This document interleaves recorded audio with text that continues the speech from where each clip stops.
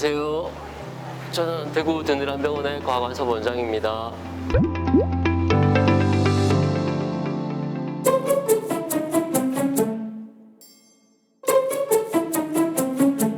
청소년들, 어린 애들도 생길 수가 있는데 걔네들은 이제 보면 거의 다 이제 유전일 가능성이 되게 많아요. 그 외부의 영향들은 뭐 대부분은 신발이죠, 신발.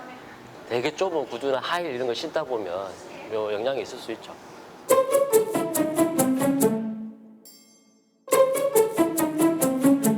우리가 무지 외반증 하는 거는 요것만 휘어진 게 아니고 쉽게 말해서 요 발등뼈 이 두 개도 일자가 아니고 이렇게 벌어져 있어요. 근데 발등뼈는 그대로 놔두고 요것만 싹 벌린다. 밑에가 아무 해결이 안 돼요, 그걸로는. 그래서 이론적으로도 사실은 치료하는 거는 좀 어렵지 않을까. 아무리 작아도 그 발가락 사이에 그걸 끼우고 하루 종일 다닐 수 있느냐. 이제 그런 현실적인 문제가 있고, 나 신발은 그냥 신고 집에 와서 뭐 그런 거 끼우고 자고 하면 안 되겠냐.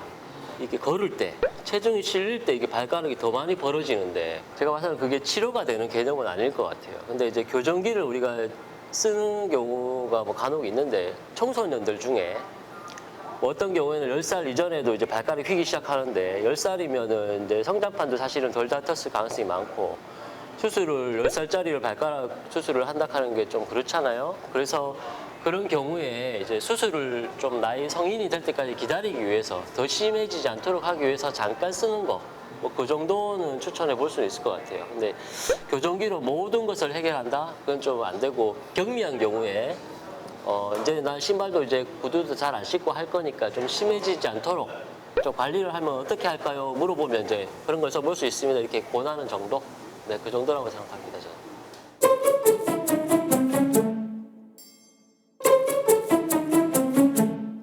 제일 중요한 건 아프냐 안 아프냐가 제일 중요해.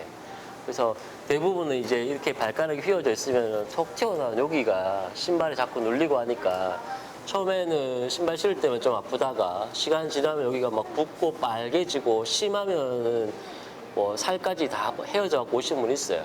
그 정도 되면 수술해야 되겠죠, 당연히. 경과가 진행이 되면 이 엄지발가락이 너무 많이 돌아가서 엄지발가락이 제 기능을 못 해요. 그러면 이제 심해지면 발가락이 두 번째 발가락이 파고드는 경우도 있고, 그러면 두 번째 발가락이 버떡 서 있으니까 여기 또 굳은살 베겨. 그리고 엄지발가락을 이제 기능을 못 하다 보면 발바닥에 보면 엄지발가락이 아니고 두 번째, 세 번째 여기 굳은살이 막 베겨요. 그러니까 이제 이런 데가 아파오기 시작하는 거예요. 그러니까 이런 얘기는 이제 여기든 이제 통증이 있을 경우에 수술을 한다. 근데 아프지는 않은데 그리고 저 모양이 너무 안 좋다, 보기 싫다. 근데 그건 좀 생각을 좀 해봐야 돼요. 이게 수술 목적 자체가 미용은 아닌데 정말 너무 스트레스 받아서 못 사겠다고 하면 이제 우리도 이제 생각을 좀 해볼 수는 있어요. 근데 내가 봐서는 참 이쁘게 잘 되는 것 같은데 환자는 또 불만족스러울 수 있잖아요.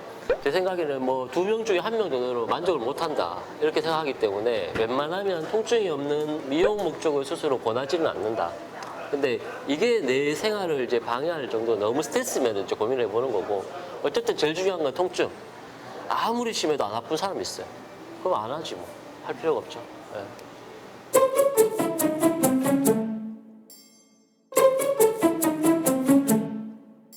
무지 외반증은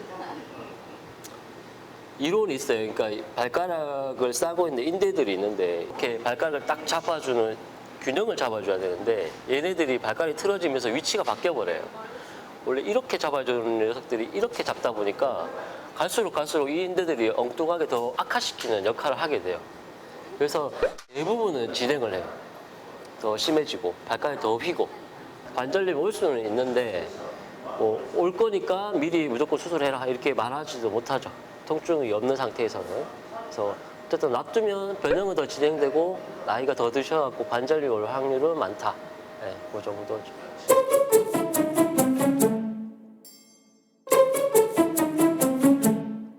우리가 이제 통계적으로 보면은 수술하기 전에 신발 신는데 불편함이 있었던 사람들 중에 한 수술하고 나서도 똑같이 불편한 사람이 반 정도 돼요. 그러니까 우리 수술의 목적은 하일 신게 해주겠다 이게 아니거든요, 사실은. 근데 이제 우리는 엑스레이 찍어보고 발 모양 보고 이 정도 각도 괜찮아요 이렇게 딱 얘기할 수 있지만 환자 입장에서의 만족도는 또 우리하고 조금 다르기 때문에 그런 데에 대한 불만은 좀 있을 수 있어요. 제일 문제가 재발하는 거. 그리고 재발이 싫어서 우리가 좀 과하게 교정을 했을 때 과하게 하면 발가락이 이렇게 벌어져요. 다시 또 이렇게 옆으로 돌리는 수술을 다시 해야 되는 경우가 있어요.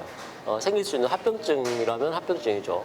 그 환자들이 관심 있는 그 구두 신는 문제와 외관상의 문제는 환자는 우리가 보다는 조금 덜 만족한다. 네, 그 정도.